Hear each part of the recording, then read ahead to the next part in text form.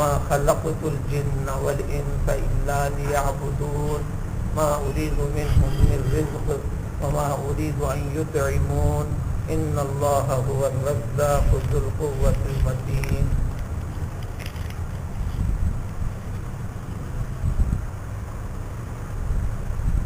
سارے کائنات کو پیدا اللہ تعالیٰ نے فرمایا. ہر چیز کا خالق اللہ تعالیٰ، ہر چیز کا مالک اللہ تعالیٰ. لیکن ساری کائنات اور تمام مخلوقات میں دو مخلوق، ایک مخلوق جن، دوسری مخلوق انسان، ان دونوں مخلوقات کی تخلیق کا، پیدا کیے جانے کا اصل مقصد جو اللہ رب العزت کا منشا ہے، مقصد ہے، اس کو ذکر فرماتے ہیں کہ تاکہ یہ دونوں کے دونوں مخلوقات صرف اور صرف میری عبادت کریں. ایک بات ذہن میں رکھنے کی ہے، سارے قرآن میں عبد کا، عبادت کا جو لفظ جہاں بھی آئے گا،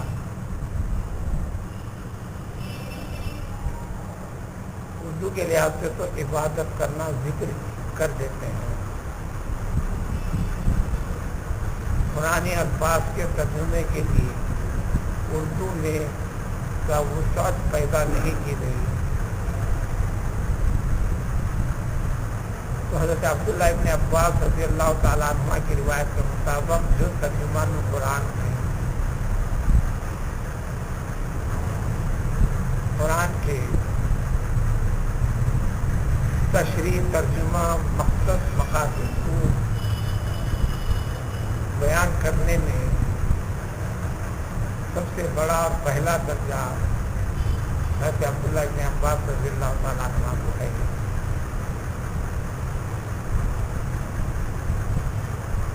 وہ سمجھا دیتے ہیں پورے قرآن میں جہاں پر اعبدوا ربکم فاعبدوا اللہ مخلصین لہ الدین، یہاں جیسا لیعبدون ہے، وہاں توحید مراد ہے.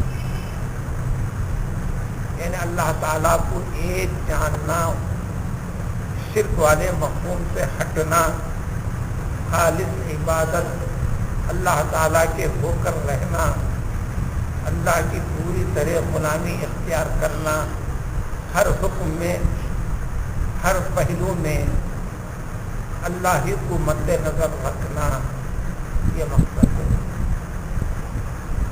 تو اس لحاظ سے کہ میں نے انسانوں اور جنوں کو جو میں پیدا کیا ہوں صرف اور صرف اس غرض کے لیے کہ وہ میری توحید کے قائم ہوں. اور توحید پر قائم رہنے کا طریقہ جو ایمان ہے، پھر ایمانیات، ایمان والے اعمال جس سے بتائے گئے ہیں، اس کو جو کا تو اختیار کرنا، اس سے اپنے آپ کو نہیں ہٹانا، اس سے دور نہیں ہونا، یہ عبادت کو. اس کے عربی میں غلام کو بھی عبد کہتے ہیں. عابد غلامی کرنے والا، جس کی غلامی کی جا رہی وہ معبود ہے. یعنی بندہ اپنا ہر قسم کا اختیار ختم کرنے کا تہیہ کر لینا، اپنے خالق اور مالک کے حکم اور اختیار کے سامنے اپنا اختیار نہیں ہے. قرآن آیات اس کی وضاحت کئی جگہ کرتے ہیں. ان اللہ اشتری من المؤمنین انفسهم واموالهم بان لهم الجنہ. کہ ایمان کا مطلب یہ ہے کہ اسلام لانے کا، مسلمان ہونے کا، مسلمان کہلانے کا مطلب یہ ہے کہ اس نے اپنی ساری مرضی کو ختم کر دیا، اللہ تعالیٰ کے سامنے عہد کر لیا، اور اللہ تعالیٰ نے اس سے وعدہ کر لیا. یعنی اپنی زندگی، اپنے اختیارات کو تمام کو ختم کر اس کے بدلے میں اللہ کی رضا، اللہ کی جانب سے دیے جانے والا اجر عظیم اور جنت، اس کی نعمتیں اس کے بدلے میں ملی. یعنی اللہ تعالیٰ نے زندگی دے دی، اس کے بعد ایک چیز رکھ دی، اب اس کے بعد ایک معاملات کرنا ہے، کاروبار کرنا ہے. اس لیے دین کے پر عمل کو تجارت کہا گیا ہے. دینی عمل پر قائم رہنے کو تجارت لن تبور، کبھی بھی کسی بھی موڑ پر نہ دنیا میں نہ آخرت میں بندے کو نقصان نہیں ہوگا۔ یہاں بیسیوں مفاہیم میں مقصد ہے جو تھوڑے وقت میں اس کی وضاحت بڑی مشکل ہوتی ہے۔ اس آیت شریفہ، یہ آیت شریفہ بڑی بنیاد ہے۔ اہل اللہ کے پاس بھی، متصوفین کے پاس بھی سب سے اہم مقصد یہی آیت شریفہ ہے۔ یہاں پر ایک اعتبارات سے اس کی تشریح تعلیم ہے۔ من جملہ اس کے میں نے پیدا جو کیا ہے انسانوں کو، جنوں کو، اللہ تعالیٰ ذکر پہلے جنات کا کرتے ہیں پھر انسان کا کرتے ہیں، یعنی میں تمام جنات کو جو پیدا کیا ہوں اور پھر تمام انسانوں کو جو پیدا کیا ہوں صرف اور صرف کہ وہ میری عبادت میں رہیں، میری توحید کے قائل رہیں، میری اتباع فرما برداری میں رہیں، اس کے سوا کوئی اور غرض نہیں ہے۔ کائنات کی ہر چیز بھی اللہ تعالیٰ کی عبادت میں مشغول اور مصروف ہے، اور کبھی بھی انہوں نے اس سے لمحہ برابر بھی اس سے انحراف نہیں کیا، جس کا جو قرآن ذکر کرتا ہے۔ لیکن ان میں سے انسانوں کو خاص الگ کر دیا گیا۔ تخلیق کے اعتبار سے، دنیا میں وجود دیے جانے کے اعتبار سے جنات کو اللہ تعالیٰ نے سب سے پہلے پیدا کیا انسان کے مقابلے میں۔ اس ساری زمین کے اوپر قبضہ جنات کا ہے۔ انسان کو پیدا کرنے کے بعد حدیث شریف کے مطابق حکم دے دیا جنات کو، اے جنات تم زمین کا ہموار حصہ انسانوں کے لیے چھوڑ دو، پہاڑی والا علاقہ اس میں تم آباد ہو جاؤ۔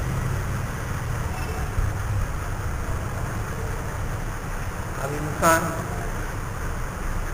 ہموار حصے کو بھی اختیار کرتا ہے، پہاڑی علاقے کو بھی اختیار کر لیتا ہے، تو پھر جن بھی پہاڑ کو انہیں کا حق ہی ہے آباد رہنا،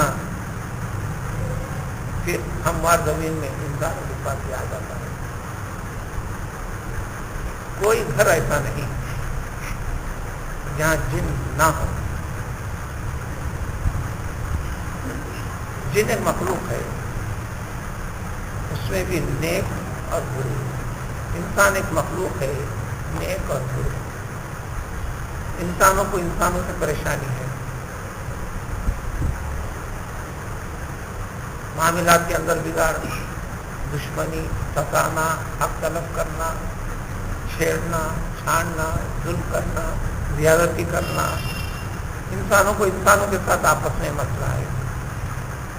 جو ایسا کرتا ہے یہ کہتا ہے کہ میں ایسا نہیں کرتا، یعنی میں اچھا ہوں، یہ ایسا کرتا ہے یہ برا ہے۔ تو انسانوں میں سے جو برے ہیں وہ شیطان ہیں۔ مستقل الگ سے شیطان مخلوق نہیں ہے، مخلوق ہے تو انسان، مخلوق ہے تو جن۔ بالکل اسی طریقے سے جنات کے اندر بھی ہے، برے ہیں، ان کو آپس میں ایک دوسرے کے لیے مسئلہ ہے۔ پھر جنات کا مسئلہ انسانوں کے ساتھ بھی ہو گیا، شرارت کا، جس کو آپ شیطان کہتے ہیں۔ تو مطلب یہ ہوا جن مخلوق کے اندر جو شرارت اس کے اقسام ہیں وہ شیطان اور شیطانیت ہے، انسان مخلوق کے اندر جو شر اور شرارت ہے وہ شیطان ہے۔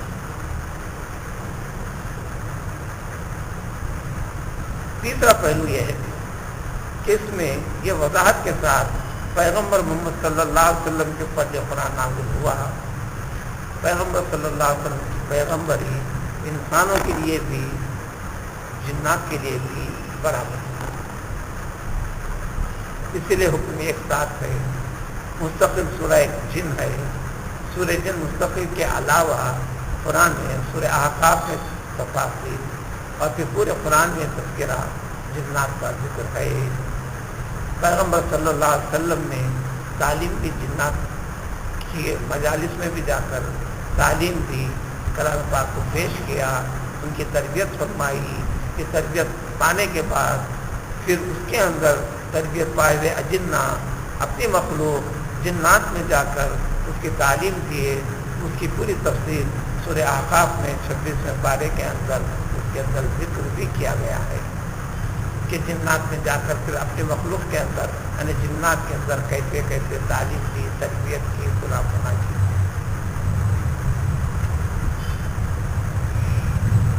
عبداللہ بن زبیر رضی اللہ تعالیٰ عنہ مکے کے حاکم خلافت کا اعلان کر دیا, اپنی خلافت چلائی دی,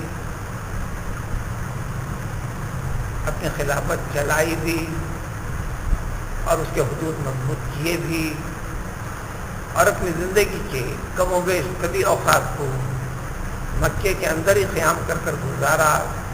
ان کو لقب بھی دے دیا گیا عائض اللہ.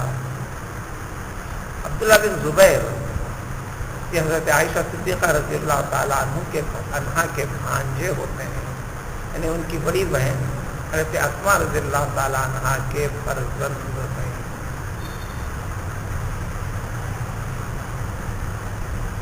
ہجرت کرنے کے بعد مدینے میں جب مسلمان آباد ہوئے تو سب سے پہلا جو بچہ پیدا ہوا یہی حضرت عبداللہ بن زبیر رضی اللہ تعالیٰ عنہ تھے. واقعات ان کے سنانا مقصد نہیں ہے, اس سے ایک پہلو لینا ہے کہ چونکہ یہ عائض اللہ ان کو لقب مل گیا, عائض بیت اللہ, خانے کعبہ میں پناہ لے کر ٹھہرنے والے, قیام کرنے والے, اس کا لقب بھی پڑ گیا. ایک بار رات کے 2-2:30 بجے سفید کپڑوں میں ملبوس ایک جماعت خانے کعبہ کا طواف کر رہی ہے. مکے کے ہر فرد کو حضرت عبداللہ بن زبیر رضی اللہ تعالیٰ عنہ اچھی طرح جانتے تھے, پہچانتے تھے. یہ لوگ ذرا سا عجیب سے نظر آنے لگے, غور کرتے رہے, اور حاکم بھی خلیفہ بھی ہر چیز پر نظر رکھنا بھی کام تھا ان کا. بغیر طواف اور دعائیں کر کر جب وہ جماعت واپس ہوئی تو دور سے آپ پیچھا کرتے ہوئے اس کے پیچھے پیچھے چلے, اور جماعت چلتے ہوئے یہ پہاڑ پھر وہ پہاڑ چڑھی, پھر وہ پہاڑ چڑھی, پہاڑوں کے سر جا کر ایک پہاڑ کے اوپر سلسلہ ختم ہوا. اس واقعے میں یہی بتانا ہے کہ جنات کا ٹھکانہ زیادہ تر پہاڑوں میں. ایک پہاڑی کے پاس پہنچنے کے بعد فوراً دیکھا کہ ایک شیخ تشریف فرما ہے. انہوں نے کہا اے عبداللہ کدھر آئے ہو؟ آپ نے فرمایا کہ میں اس جماعت کو دیکھا یہ عورتوں کی جو طواف کر کے گئی, مجھے اس میں عجیب سی کیفیت محسوس ہوئی, عجیب سے لوگ نظر آئے, اس لیے میں تحقیق کرنے کے لیے نکل پڑا ہوں. اس نے کہا کہ یہ ہماری عورتیں ہیں عبداللہ جو طواف کے لیے نکلی تھیں, یعنی وہ جن تھا, جنی مخلوق تھی, جنی مخلوق کی عورتیں طواف کے لیے آئی تھیں. پھر واقعہ ایک بڑا طویل اور تفصیل کے ساتھ ہے, ہم اس واقعے میں جانا نہیں ہے. الغرض اللہ تعالیٰ نے اجنہ کو پیدا پہلے فرمایا, آباد کیا, ان کے لیے بھی ہدایتیں دے دے, انسان دے دیے. انسانوں میں سے بھی ہدایات کی خلاف ورزی کرتے ہیں, یہ شرارت ہے. جنات میں بھی ایسے ہیں جو خلاف ورزی کرتے ہیں, شرارت ہے, وہ ایک مضمون الگ ہے. یہاں تیسری چیز یہ ہے کہ ہر چیز کو اللہ تعالیٰ نے غرض کے لیے پیدا کیا, وہ اس مقصد سے ہٹتے نہیں, اسی مقصد پر باقی ہیں.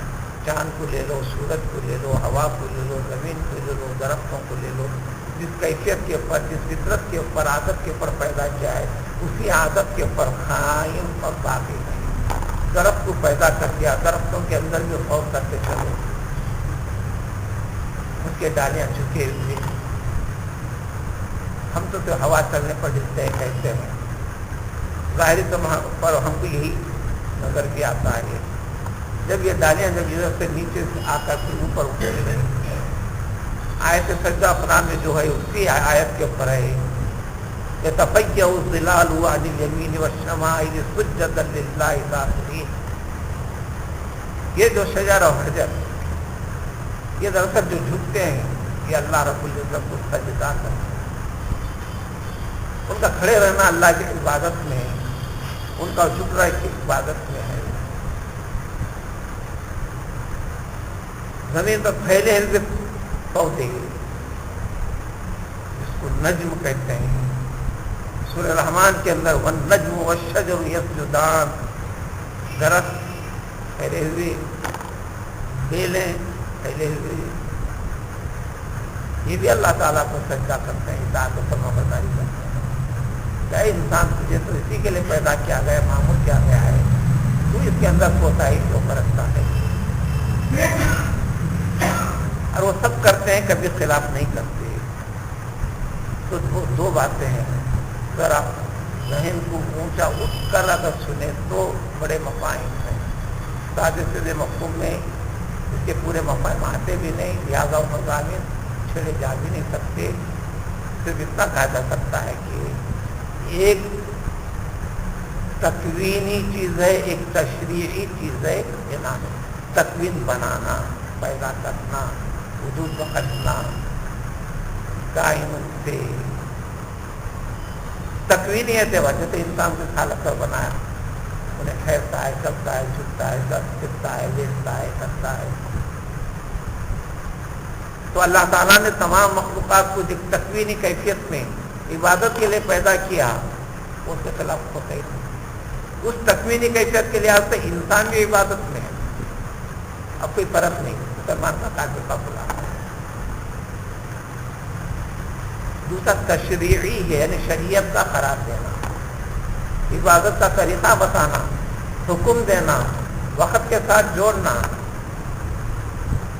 بدن کے ساتھ کی جانے والی عبادات کے اندر طریقے بتا کر پابند کرنا، مال والی چیزوں کے اندر طریقے بتا کر پابند کرنا، دیگر معاملات کے اندر طریقے بتا کر پابند کرنا، یعنی شریعت سے رب العزت نے طریقہ بتا دیا۔ یہاں تشریعی چیز مراد ہے، تکوینی چیز نہیں ہے۔ تکوینی چیز میں تو انسان بھی، کوئی انسان کے خلاف ورزی نہیں کر رہا ہے، یا وہ مقصد ہے بھی نہیں۔ پیر اٹھاتے ہیں، پیر رکھتے ہیں تو اس کا غور کرتے چلو، پیر جو ہی رکھا، اگرچہ کہ آپ کے کان دور ہو گئے، مچھر مونڈے کے پاس سے گزرتا ہے تو محسوس نہیں ہوتا، ہاتھ پہ آ کے بیٹھتا ہے آپ کو محسوس نہیں ہوتا، کاٹنے کے بعد محسوس ہوگا، کان کے باہر سے گزرتا ہے تو سیدھی بجا کر نکلتا ہے، آواز اس کی پہچانی جاتی ہے کہ مچھر ہے۔ تو کان کا پردہ اتنا قریب ہونے کی وجہ سے، کان کے پردے کے قریب آنے کی وجہ سے اس کی آواز آپ کے کانوں نے سنی۔ جب ہاتھ کے اوپر آ کر بیٹھ رہا تو اس کی آواز نہیں سنے، پاؤں کے اوپر بیٹھا تو اس کی آواز نہیں سنے۔ تو اس طرح آپ پاؤں کو جب زمین پر رکھتے ہیں تو ایک آواز بنتی ہے، تو وہ آواز اللہ، اٹھتا ہے تو آواز رکتی ہے، تو ہو کی آواز ہے۔ آپ کا ہاتھ اٹھتا ہے، بیٹھتا ہے، زبان اٹھتی ہے، کرتی ہے، آنکھ کھلتی ہے اور بند ہوتی ہے۔ اہل اللہ ان ساری چیزوں کے ذریعے سے بھی اس کو ذکر کے اندر اپنے آزاد لاتے ہیں، لہٰذا بعض کے اندر اتنی مشق ہو جاتی ہے کہ سانس ان کی تیزی سے چلتی ہوئی آتے اور جاتے ہوئے یقین اللہ کی آواز بنتی ہے، بلکہ دوسروں کو اللہ اللہ سنائی دینے لگتا ہے، وہ اس کی تربیت کرتے ہیں۔ لیکن یہاں وہ مراد ہے جنات اور ان کے اندر جو اس کو عبادت کے لیے پیدا کیا جانا، تو وہ ہے ارادے اور اختیار کے ساتھ، جو تشریعت کے ساتھ ہے۔ اور یہ ارادہ اور اختیار والی عبادت کا حکم، وہ استعداد و صلاحیت اللہ تعالیٰ نے کسی مخلوق کے اندر رکھا بھی نہیں، انسان کے اندر اللہ تعالیٰ نے پیدا کر کر یہ ارادہ اور اختیار کی استعداد و صلاحیت کو پیدا فرما دیا۔ اب وہ استعداد و صلاحیت اختیار والی کیفیت جو قوت پیدا فرمائی ہے، اس قوت کو انسان استعمال کرنا کوئی غفلت کرتا ہے تو وہ گناہ ہے، اس ارادے کے مطابق آگے بڑھتا ہے تو یہ عبادت ہے۔ انسان اور جن سے مطلوب یہ عبادت تشریعی، یعنی ارادہ اور ابتلا، ارادہ کرنا، اس میں وقت لگانا، سخت سردی ہے اٹھنا، مشقت کو برداشت کرنا، سخت گرمی ہے بعد میں پڑھ لوں گا، یہ نہیں سوچنا، نکلنا۔ سہولت میں تو ہوں گا آتا نہیں، مصروفیت کو موقوف کر عبادت کے لیے اپنے آپ کو آگے بڑھانا، یہ ابتلا، یعنی اپنے آپ کو پابند کرنا، اپنے اعضاء کو مجبور کرنا حکم کے سامنے، اس کے لیے اللہ کے حکم کی تعمیر و تکمیل نہیں۔ تو اللہ تعالیٰ چاہتے کہ صرف اور صرف میں نے اس کے لیے پیدا کیا۔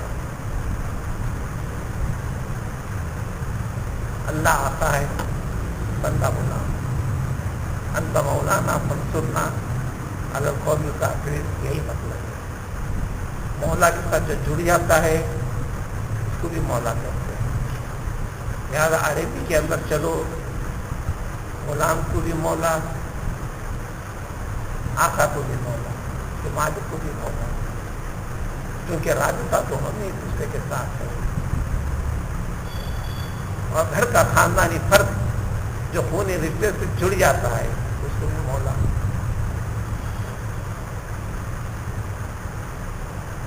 سب اس رشتے کے اندر جڑے ہوئے ہیں، لیکن انسانوں کے اندر یہ عادت ہے، بڑا شخص نوکری پر چڑھا کر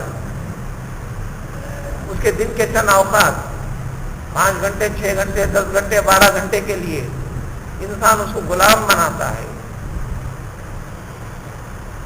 پہلے تو انسان کو خرید کر غلام بناتا تھا، غلام بنا کر انسان اس کو کھلاتا ہے، آقا کھلاتا ہے، پلاتا ہے، کپڑے کے وقت کا کپڑا دیتا ہے، لیکن تمام کے پیچھے اس سے خدمت لیتا ہے، اس سے محنت کرواتا ہے۔ آج کے دور کے اعتبار سے مجھے ضرورت ہے، غلام کو بلاتا ہوں، نوکر کو بلاتا ہوں، مزدوری طے کرتا ہوں۔ آپ مزدوری اس کو دیتے اس لیے ہیں اس سے خدمت لینا ہے، لیکن بندہ مولا ہے، اس کا رب مولا ہے، لیکن یہاں وہ چیز نہیں ہے۔ اس لیے اللہ تعالیٰ نے فرمایا اس کے بعد ما اريد منهم من رزق، میں ان کو یہ حکم دے کر ان سے کوئی چیز نہیں لے رہا ہوں، اور نہ میں یہ چاہتا کہ مجھے کھلائے۔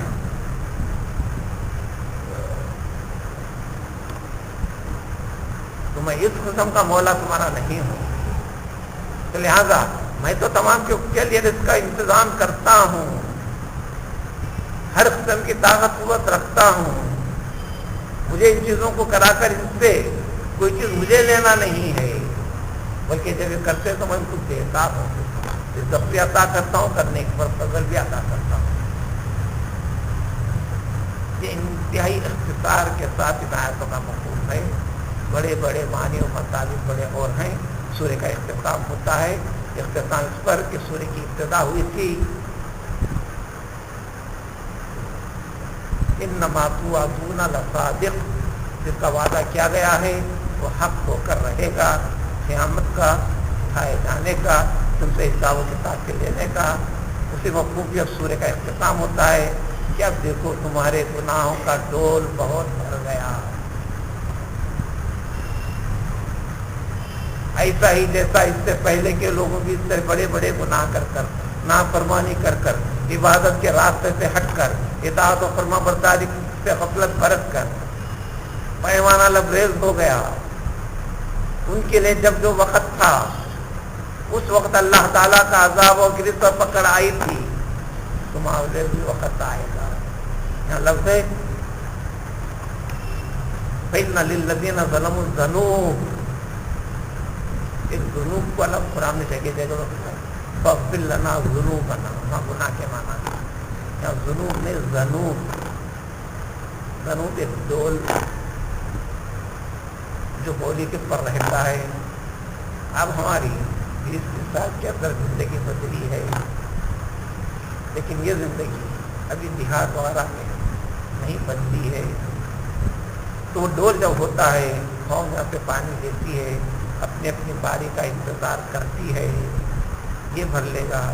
اور آج کے اس میں بھی عوامی نلوں کے پر کا جائزہ لو، محلے کے لوگ اپنے اپنے برتن یعنی گھڑے بکیش لاتے ہیں، دعا کا ٹھہرا پہلے وہ بھرتا ہے، اس کا انتظار کرنے کے بعد دوسرا بھرتا ہے، پھر اس کے انتظار کے بعد تیسرا بھرتا ہے۔ اس کو یہاں پر تشبیہ دی، جس طرح بارش سے پانی لیا ہے، اسی طرح سارے قوموں کو ان کے گناہوں کی زیادتی، ان کے گناہوں کا ڈول بھر جانے کے بعد ان کے اپنے وقت کے اوپر جب اللہ تعالیٰ کو گرفت کرنا تھا، پکڑ کرنا تھا، سزا دینا تھا تو دیا۔ تمہارا بھی اس قسم کا ہے تو تمہارا بھی گناہوں کا ڈول بھر گیا ہے، باری کا انتظار ہے، باری کا انتظار کرو، وہ تمہارا رب جانتا ہے وہ باری تمہاری کب ہے۔ لہذا باری کے وقت پر یعنی مقررہ وقت پر آئے گا، فلا یستعجلون، جب کسی کو سمجھاتا ہے ایسا کیسا ایسا ہوتا، ہاں جانے دو، کر لو نا، ایسے زمانے تک کر کے بتا ہونے دو۔ یہ اللہ کے عذاب کو طلب کرنا ہے، تمہارے ایسا چیلنج کرنے پر فوراً اللہ تعالیٰ ایسا کرتے ہیں، ریکارڈ میں ایک اضافہ ہوتا ہے۔